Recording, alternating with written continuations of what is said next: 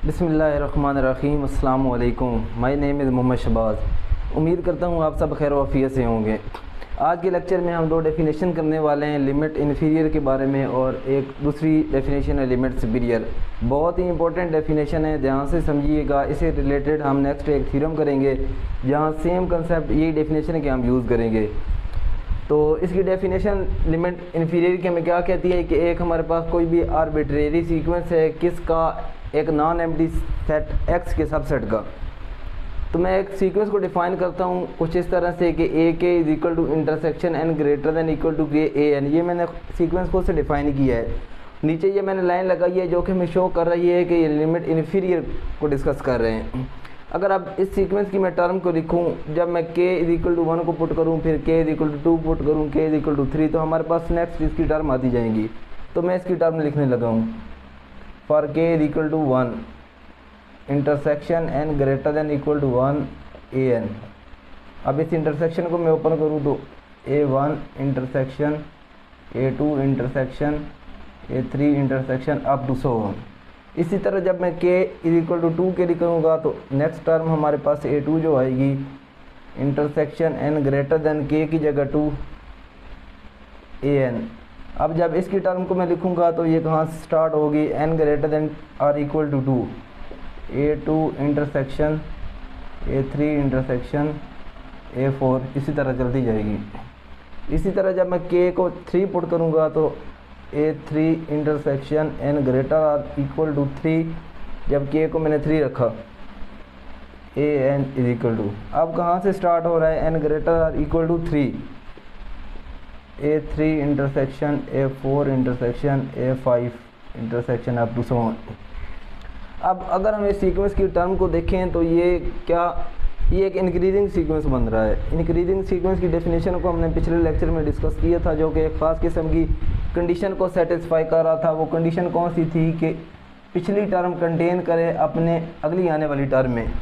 अब अगर इस सीक्वेंस को देखें, इस सीक्वेंस की टर्म को, तो ये पहले सीक्वेंस में ये a एलिमिनेट हो रहा है, अगली टर्म में a2 से स्टार्ट हो रही है, और क्या चीज़ है, इंटरसेक्शन है, मीन्स कि ये वाली सारी टर्म नेक्स्ट टर्म में मौजूद है। इसी तरह जब हम तीसरी टर्म को देखें तो यहाँ से a2 एलिमिनेट हो रहा है, a3 से आगे नेक्स्ट सारी टर्म इसमें मौजूद हैं। तो ये इस कंडीशन को फुलफ़िल कर रहा है कि हर पिछली टर्म जो है वो अगली टर्म में क्या कर रही है, कंटेन कर रही है। तो यही हमारी कंडीशन थी एक इंक्रीजिंग सीक्वेंस की। तो ये हमारे पास सीक्वेंस जो आया, ये कौन सा सीक्वेंस हुआ, ये एक इंक्रीजिंग सीक्वेंस हुआ। तो यहाँ से मैं लिख सकता हूँ लिमिट ए के सीक्वेंस जो हमारे पास आया, ये कौन सा सीक्वेंस है, ये एक इंक्रीजिंग सीक्वेंस है। अब अगर ये इंक्रीजिंग सीक्वेंस है तो इंक्रीजिंग सीक्वेंस की लिमिट वैल्यू भी हमने पिछले लेक्चर में डिस्कस की थी जब हम उसकी डेफिनेशन कर रहे थे। तो हम इस सीक्वेंस की क्या करते हैं, अब इन लिमिट वैल्यू लिखते हैं, limit k approaches to infinity ए के, और limit value of increasing sequences की इक्वल होती है उसके यूनियन की इक्वल होती है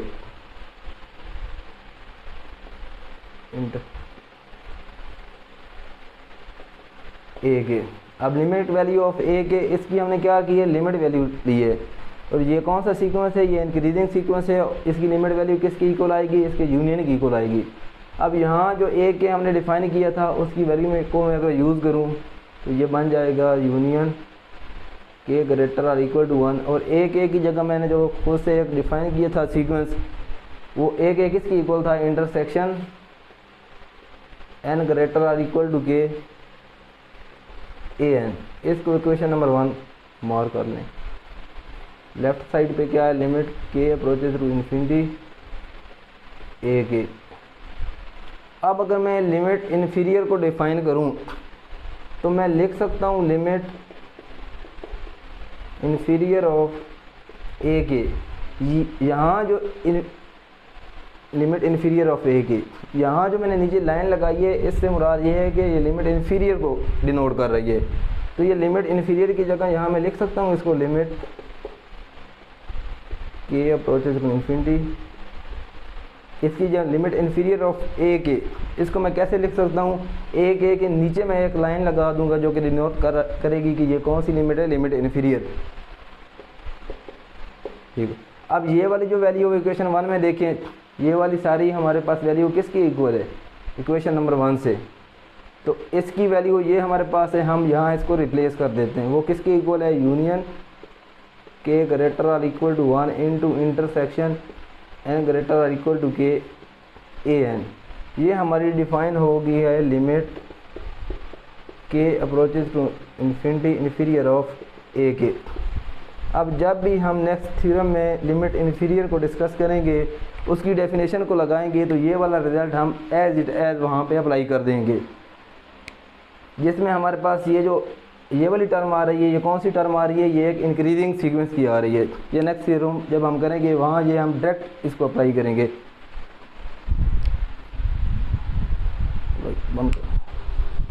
अब जो हमारे पास नेक्स्ट डेफिनेशन है वो लिमिट सुपीरियर ऑफ ए के है। इसमें भी हम स्टार्ट करते हैं, एक सीक्वेंस हमें गिवन है एक्स का आर्बिट्रेरी, एक्स के सबसेट का। मैंने खुद से एक न्यू सीक्वेंस डिफाइन किया कुछ इस तरह से कि ए के ये जो ऊपर मैंने लाइन लगाई है, अब ये किसको डिनोट कर रही है, लिमिट सुपीरियर को। पिछली दफ़ा जब मैंने नीचे लाइन लगाई थी तो वो किसको शो कर रही थी, वो लिमिट इन्फीरियर को, और ये लिमिट सुपीरियर को। अब ये मैंने किस तरह से डिफाइन किया कि union n greater or equal to k A N. अगर आप हम इसकी टर्म को लिखें, के की जगह 1 पुट करके, के की जगह 2 पुट करके, इसी तरह जिस तरह हमने लिमिट इन्फीरियर में उसकी टर्म लिखी थी, जो खुद से सीक्वेंस हमने डिफाइन किया था। तो जब हम के को 1 पुट करेंगे, A 1 inter union n greater or equal to 1 A n. अब इस यूनियन को अगर मैं ओपन करूं, A 1 union A 2 union A 3 union up to so on. इसी तरह जब मैं के इक्वल टू 2 कैरी करूं तो ये टर्म ए 2 आ जाएगी, n greater or equal to 2 k की जगह ए एन। तो ये कहाँ से स्टार्ट होगा, ए 2 union A 3 union A 4 union, इसी तरह ये आगे चलता जाएगा। इसी तरह जब हम के की जगह 3 पुट करेंगे तो term A 3 union n greater or equal to 3, k की जगह 3 पुट कर रहे हैं ए एन। अब ये कहाँ से स्टार्ट होगी, 3 से, ए 3 यूनियन ए 4 यूनियन ए 5। अच्छा, अब इस सीक्वेंस की जो टर्म है, इससे हमें ये आइडिया हो रहा है कि ये किस किस्म का सीक्वेंस है, ये एक डिक्रीजिंग सीक्वेंस है। डिक्रीजिंग सीक्वेंस को हमने पिछले लेक्चर में डिस्कस किया था कि वो कौन सा सीक्वेंस होता है जो एक ख़ास किस्म की कंडीशन को सेटिस्फाई करता है। वो कौन सी कंडीशन थी कि हर आने वाली टर्म, हर नेक्स्ट जो टर्म है वो कंटेन करे अपनी पिछली टर्म में। अगर कोई सीक्वेंस इस कंडीशन को सेटिस्फाई कर जाता है तो वो हमारे पास सीक्वेंस होता है डिक्रीजिंग। अब इस सीक्वेंस जो हमने डिफाइन किया, इसकी टर्म को अगर हम देखें तो यहाँ से क्या हो रहा है, ए 1 एलिमिनेट हो रहा है और ये ए 2 सारा कंटेन कर रहा है इसमें। अगली टर्म किस में कंटेन कर रही है, पिछली में। अब इसकी टर्म 3 को देखें तो यहाँ से ए 2 एलिमिनेट हो रहा है और ए 3 से लेके ये बाकी सारी टर्म जो नेक्स्ट टर्म जो ये इसमें कंटेन कर रही है। तो ये इस कंडीशन को क्या कर रहा है, सेटिस्फाई कर रहा है डिक्रीजिंग की। तो हमें यहाँ से आइडिया हुआ कि ये जो हमने सीक्वेंस डिफाइन किया है, ये हमारे पास कौन सा सीक्वेंस है, ये एक डिक्रीजिंग सीक्वेंस है। तो यहाँ से मैं एम्प्लॉइज लिख सकता हूँ कि ए के डी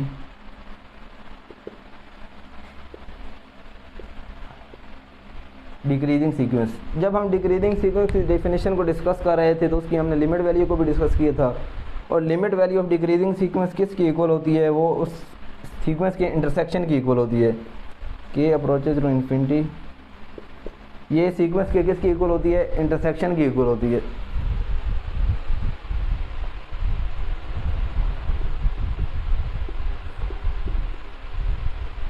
यहाँ हमने क्या किया कि ये हमारे पास सीक्वेंस कौन सा बना था, ये हमारा सीक्वेंस एक बना था डिक्रीजिंग।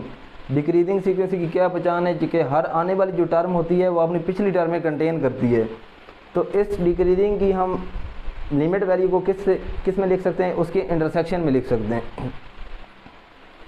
अब यहाँ से जो हमारे पास ए के है, जो हमने डिफाइन किया खुद से सीक्वेंस, इसकी वैल्यू ये है। तो इसकी वैल्यू को जब मैं यहाँ में पुट करूँगा तो ये हमारे पास फर्दर प्रोसीड होगा, लिमिट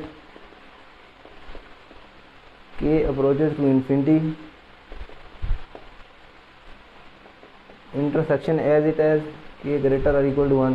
और इस ए के की जगह जो हमने खुद से सीक्वेंस डिफाइन किया था उसकी वैल्यू हम यूज़ कर रहे हैं, यूनियन एन ग्रेटर और equal to k A n. अब यहाँ इसको इक्वेशन नंबर 1 कह लें। अब अगर हम लिमिट सुपीरियर को डिफ़ाइन करें तो मैं लिमिट सुपीरियर को ऐसे लिख सकता हूँ के limit superior of a k is equal to limit k approaches to infinity, यहाँ ए के ऊपर बार, क्योंकि ये जो चीज़ है ना ये सुपीरियर ऑफ ए के, इसको हम इस फॉर्म में लिख सकते हैं। ये चीज़ क्या डिनोट कर रही होती है कि ये लिमिट सुपीरियर है। अब आगे देखें इसकी वैल्यू, ये कंप्लीट जो राइट हैंड साइड है ये हमारे पास इसकी वैल्यू ये है इक्वेशन 1 से, तो इसकी जगह मैं इसकी कंप्लीट वैल्यू वाला रिजल्ट यहाँ इसको यूज़ कर देता हूँ। वो किसके इक्वल है, इंटरसेक्शन के ग्रेटर और equal to 1 into union n greater और equal to k A n from 1। Left side पे हमारे पास क्या है, limit k approaches to infinity limit superior of a k. अब ये हमारे पास रिजल्ट आ गया लिमिट सुपीरियर का। जब हम थ्योरम को प्रूव करेंगे, इसके नेक्स्ट थ्योरम आने वाले लेक्चर में हम इसको डिस्कस करेंगे, तो तब हम वहाँ क्या करेंगे, लिमिट सुपीरियर की डायरेक्ट डेफिनेशन को अप्लाई यहाँ कर देंगे। अब इसमें दो चीज़ें समझने वाली हैं कि जो ये वाला सीक्वेंस आ रहा है लिमिट सुपीरियर में, वो हमारे पास कौन सा सीक्वेंस आ रहा था, डिक्रीजिंग सीक्वेंस। तब वहाँ ये हम डायरेक्ट बता देंगे, यहाँ हमने प्रूव किया है इसको, इसलिए इस डेफिनेशन को लाजमी अच्छे से समझे पढ़े। नेक्स्ट हमारे पास जो डेफिनेशन है वो है स्मॉलेस्ट सिग्मा अलजेब्रा की। एक दफ़ा डेफिनेशन को रीड करें फिर हम इसको समझते हैं। डेफिनेशन हमें क्या कहती है कि कोई भी स्टेरिशी हमारे पास arbitrary collection of the subset of sigma algebra of x, x के किसी भी सबसेट, और वो सबसेट कौन से हैं, सिग्मा अलजेब्राज। उन सबसेट का कलेक्शन को उसने नाम दिया है स्टेरिशी का। उस स्टेरिशी में क्या है, सबसेट्स ऑफ एक्स हैं जो कि सिग्मा अलजेब्राज हैं।